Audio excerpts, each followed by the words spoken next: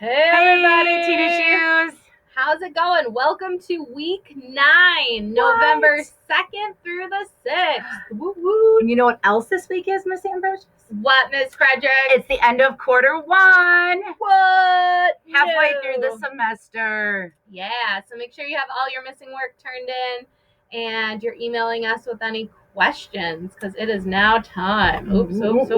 Getting crazy. I know.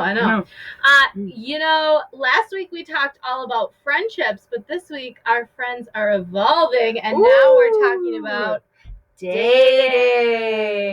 Woo woo. So first off, when we're starting our dating unit, Miss Fredericks and I just want to say that when we talk about dating, we're talking about any person that you would be interested in dating. Yep. We know that could be a guy, it could be a girl, it could be any combination there. Absolutely.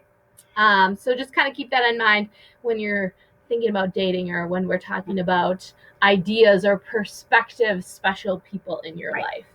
Our first day in class, we're going to kind of take and build on that idea by having you think of the top qualities that you would admire in a person that you would consider dating. Right.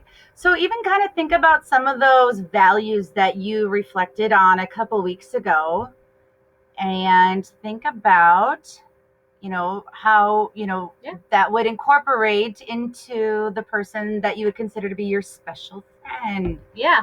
So the way we're going to have fun with this in class is we're actually going to cut out a gingerbread person. And on one side of the gingerbread person in class, we're going to say, write down 20 qualities and characteristics of a person who would almost be like a dream date that you could imagine in your head would have these qualities of someone that you would consider dating.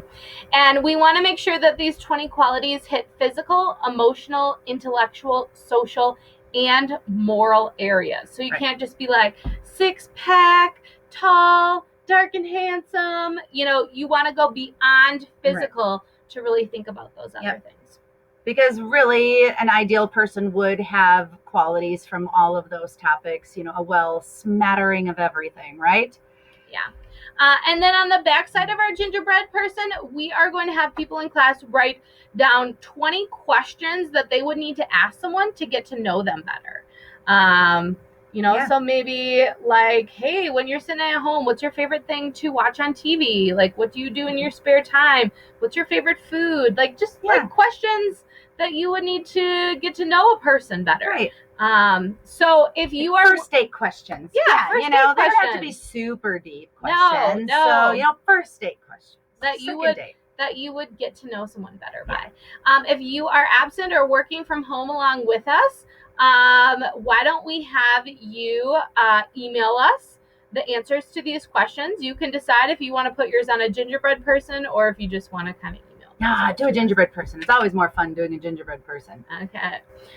Day 2, we are going to be diving deeper into reasons why people date and then the stages of dating. And as usual, you'll kind of see I changed this down here to assignments that will be graded.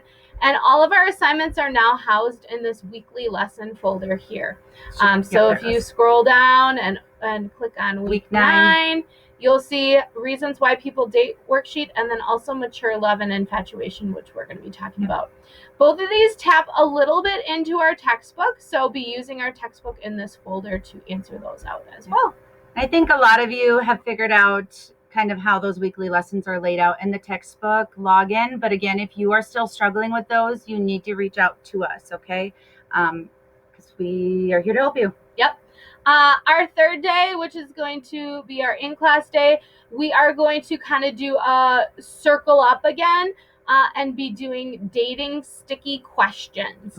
I know, these are fun. And if you're at home, this time we're actually going to have you answer all of them out. Because there's only about 15, 16, but they're kind of ones that tap into like cultural norms or things like that. Like, is it okay to date someone older? How much older? Who needs to pay on a first date? What happens, like, there are sometimes traditional gender norms with guys and girls dating, but what happens if it's 2 guys going on a date, who pays? If it's two girls going on a date, who pays? So really kind of think about that situation, or different situations that apply to you as well. So I'm excited about doing those discussion circles. I don't know about your classes, but mine were really good. We had some really good discussions. So I'm really looking forward to that again. If you did not participate as much in the discussion circle, I really encourage you to open up more this time. Totally, I agree. They were really a fun way for us to learn about each other and hear a lot of different perspectives. Absolutely.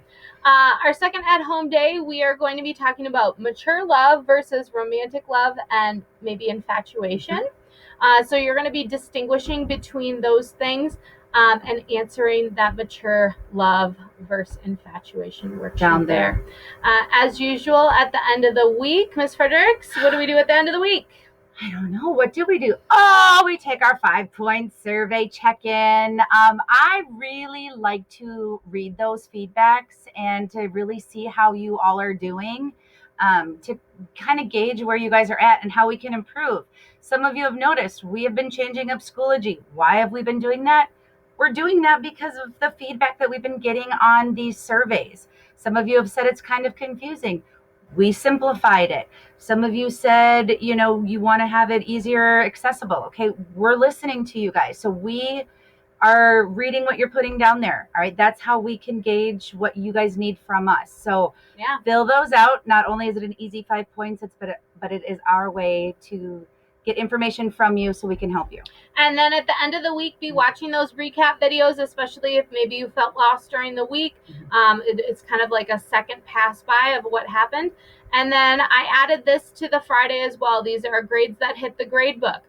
Sometimes it's nice to go through this as a checklist. Like, did I submit this and this and this and this and this?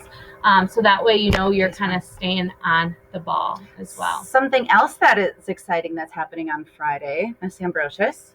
On Friday the 6th, we signed up for our babies. Oh! Our Baby Think It Over live will go on. Yeah. Well, we'll have to stay tuned on that one. We'll have to push that on. Yep. We'll put a movie or a video. We'll make another video link on that. Yeah. With a link.